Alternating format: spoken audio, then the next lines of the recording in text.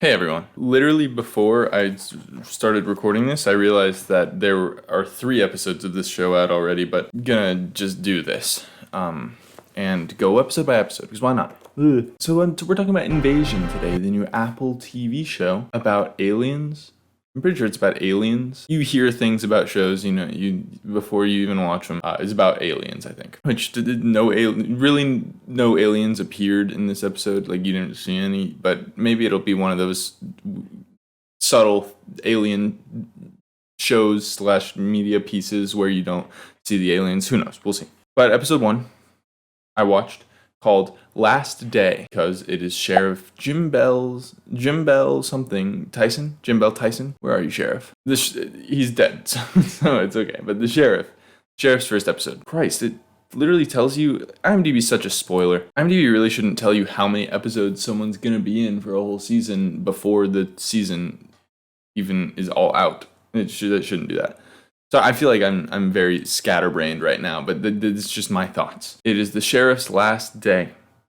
And I guess this episode was broken out, obviously, into the 3 stories. There's the sheriff story, there is the family story, and then there is the astronaut story.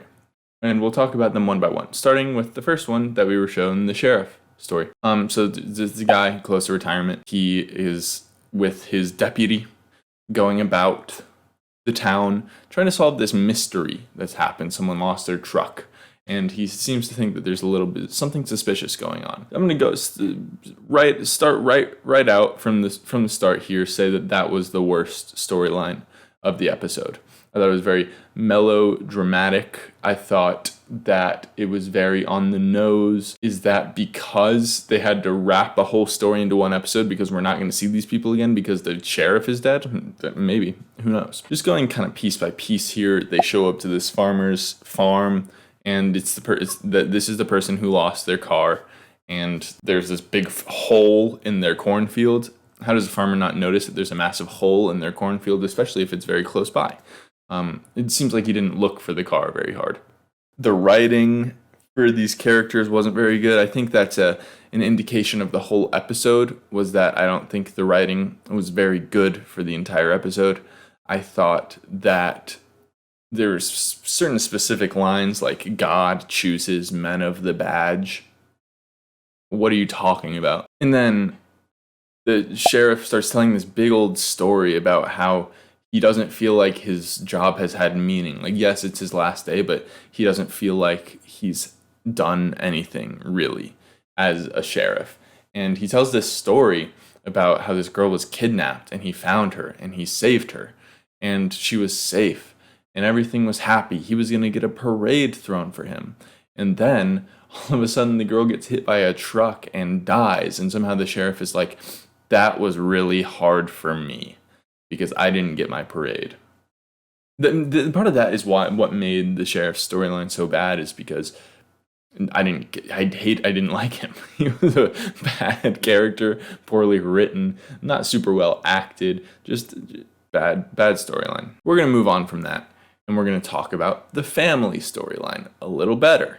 The family storyline was, started out was generic pretty much the whole time. Started out, oh, this is a perfect family.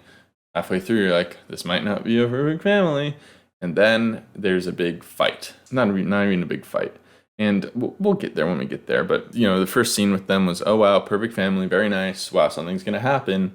And they're going to go through some strife.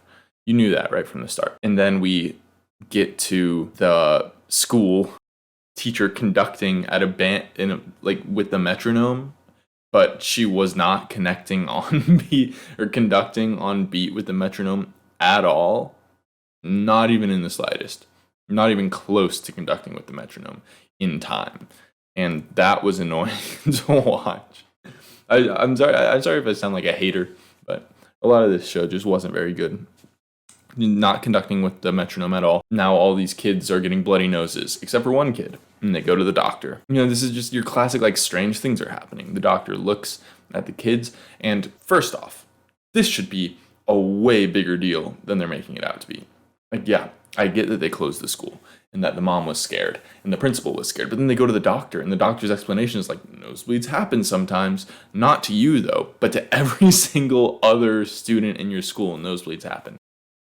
Like that, I feel like that should be a bigger deal. Yeah, the CDC was on the way, but the doctor kind of just brushed it off like, oh, shit happens sometimes. And then we get to the emotional crux of the storyline with the cheating. First off, I want to say that this was the most compelling part of the storyline. However, generic, very generic. This guy is so bad at cheating. Number one, he leaves his location on. Number two, he has sex in front of a window. He's not trying to cover up what he's doing at all. I'm not saying that he should or that he should be doing it, but like in the grand scheme of things, he's the worst cheater of all time. Has to be. And when the mother is looking through the person he's cheating with Instagram, and on the Instagram it says original #content daily, and that's her only bio on her Instagram page. None of the Instagram posts have comments. You just get the feeling that they could have tried a little bit harder. And then obviously things go wrong at the end of the episode, but this storyline a little bit better than the sheriff storyline. It didn't make me want to like claw my eyes out, but it was just generic and kind of boring. The third storyline, which I felt like they spent the least amount of time with, which was kind of annoying, was the astronaut storyline taking place in Japan. We start out with this astronaut. This astronaut is in bed. She's like writing a note to someone. We don't really know what she's doing at first, but it's like not a big mystery because they tell us like in a few minutes. But she's writing a note because she's going to go off to space. She says, I miss the sunrise. And we don't know who her partner is who's showering. And she goes, oh wow, she's an astronaut. We get to see some people in the control room, and these two people are talking. This guy's like, I can't believe she's dating this famous male actor. Big deal, dating a male actor. And the person he's talking to is this woman named, I think I got her name, Yamato. And she's like, there must be a reason. Then Yamato goes in to this. First, I'm going to say this storyline was the best one by far. If this show could have just been about lesbian Japanese astronauts, I would have watched it. But obviously it's not. Lesbian Japanese Astronaut sounds like an amazing show. And it was good. This was the best part of the episode. But she was like, oh, wow, yeah. Then it turns out that she is the one actually in the relationship with this astronaut. And it seems like they're covering it up. Maybe it's because in Japan, I don't really know the culture of Japan and how much homosexuality is embraced. I would guess not much because they're hiding it like this. Who knows? But I don't know. The big twist is that, oh, wow, she's dating a woman. And I don't know, the heteronormativity that even I felt at the beginning of the episode where I was like, oh, there's a man in the shower. It just kind of goes through your head and you're like, well, why do I think like that? Anyway, challenging my norms, challenging my preconceived notions. That's why the Japanese lesbian astronaut storyline was the best. That's not the only reason why. It's probably because the other two were bad. But it always takes a woman. Well, was like, I can see that now. It was a little like corny when Yamato is fixing the comms, and then the astronaut's like, it always takes a woman. I felt like that was a little bit corny, but now it's kind of like tongue in cheek because I know that they're dating. So, okay, I really didn't have many notes for this one.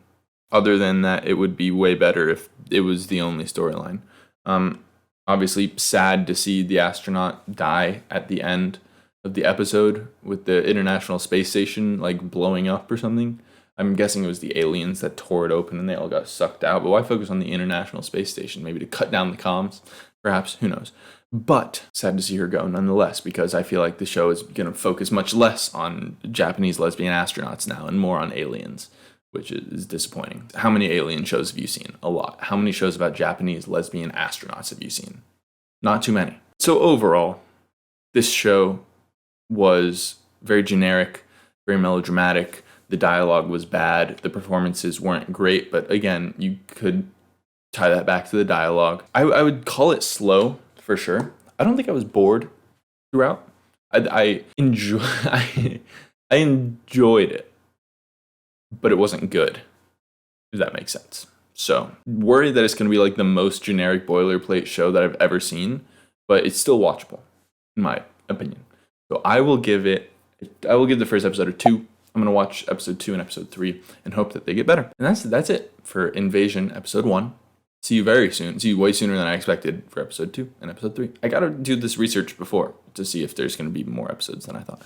But that's that. Cut it.